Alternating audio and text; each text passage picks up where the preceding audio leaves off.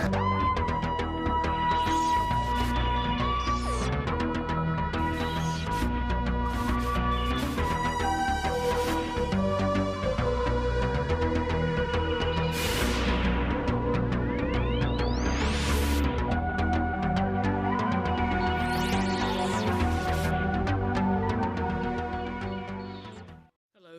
Whovian.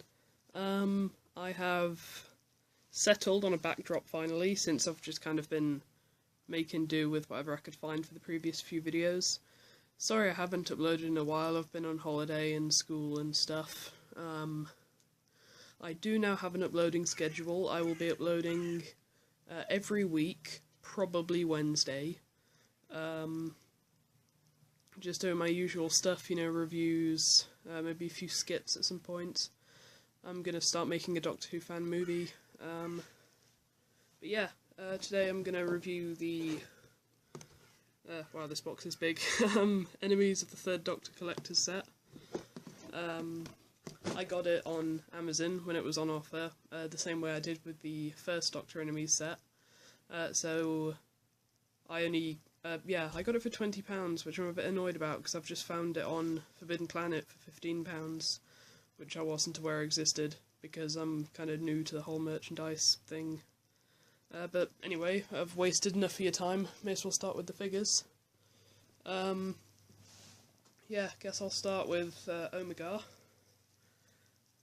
Here he is, he's quite a shiny figure. It's the first actual character figure to have fabric instead of just having like a rubber or whatever for his clothes. He has quite nice detailing. The shade on him's really nice.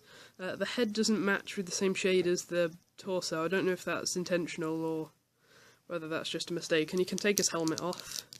And he doesn't have a head because, like, he doesn't exist or something. I don't know. I haven't quite got there yet in my Doctor Who marathon. I don't know a whole lot about him.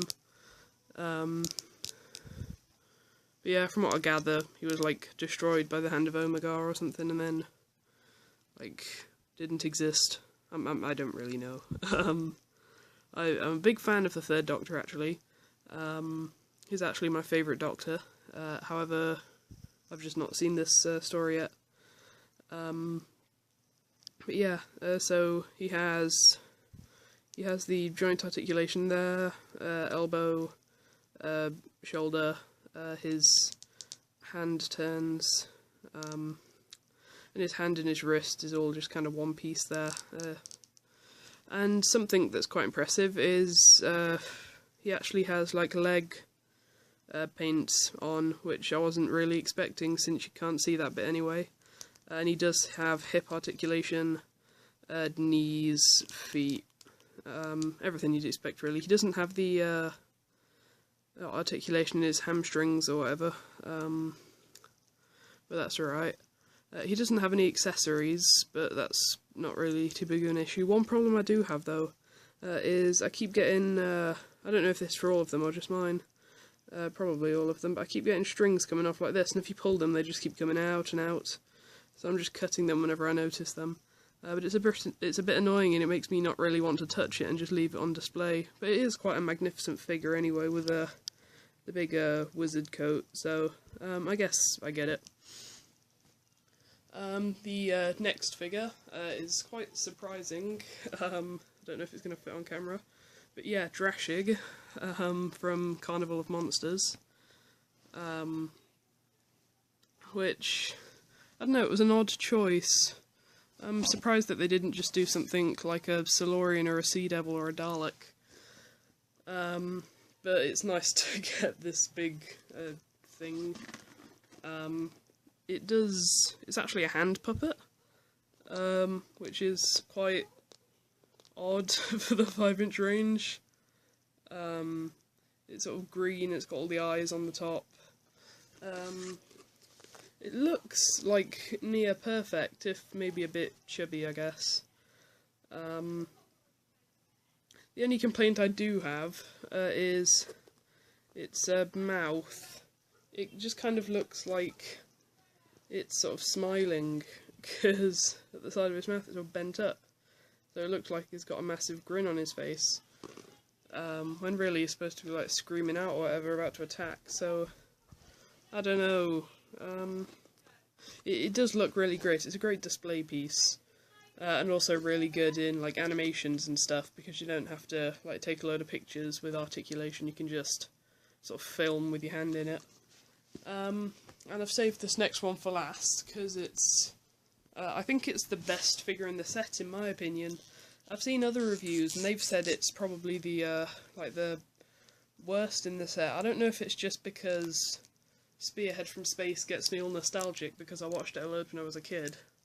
But it's the Auton in the blue boiler suit. Apparently to make this figure, a lot of the sculpting they just took off the 2005 Captain Jack figure and then redid the scarf to fit the Auton. But even if that is the case, it doesn't really bother me because it is a great figure. It looks just like it did in the show. And it's just really terrifying, much better than the 2005 ones in my opinion. There was nothing wrong with the 2005 ones, they just didn't have the same sort of sci-fi look. They were more like normal shop window dummies. The articulation on this figure is limited, but I think it sort of fits the Autons, because it just has elbows and shoulders, hip, knees, and it can also do that. It doesn't have any foot articulation, and its head doesn't go all the way around. Well, it might, but I don't want to scratch the paint, so yeah, and it does actually come with accessories, which is cool. You pull his hand off, and then you can attach in this alternate one, and it looks brilliant. Really, it's obviously the hand cannon. It's just really, it's been painted really well. It's just perfect, really. It looks exactly like it's what it's supposed to look like. You also get the actual spearhead itself, which is yeah, it's this. It's not just a clear pink ball though. It's got like texture on it and the little rings. It's all just really great detail, and you can get him to sort of hold it if you push it up against his leg. I usually have mine on display like that, which looks quite good. But it really is just a great figure. I mean, it's quite a good set, really. I mean, yeah, as I say, I'm surprised it didn't come with like a Sea Devil or something, since that was sort of one of the main figures. One of the main monsters that Pertwee had to duel or whatever, or like the Master. I think, personally, if I were making this set, I would probably just give it, like a Sea Devil, the Master, and the Day of the Daleks Dalek. But that would probably be, well no, it would definitely be quite unfair, because they're all figures they've made before. And the purpose in this set was to make a load of new figures, but they did pretty much the same thing for the first Doctor set. They re-released a classic Cyberman, and then the other two figures were new, which was good. But I mean, I don't know. I'm probably actually quite happy that this isn't just re-releases of figures. It's just me and my love for the Sea Devils and the Day of the Daleks Dalek. But I'm in no way complaining, because these are all really great figures. And especially the Auton, really memorable figures, well, and Omega. And it's always nice to get more Time Lords and stuff. But yeah, how long's this video been going on for? With me rattling on about this. But yeah, as I say, I'm going to try and upload every Wednesday, because that's when I get the most free time.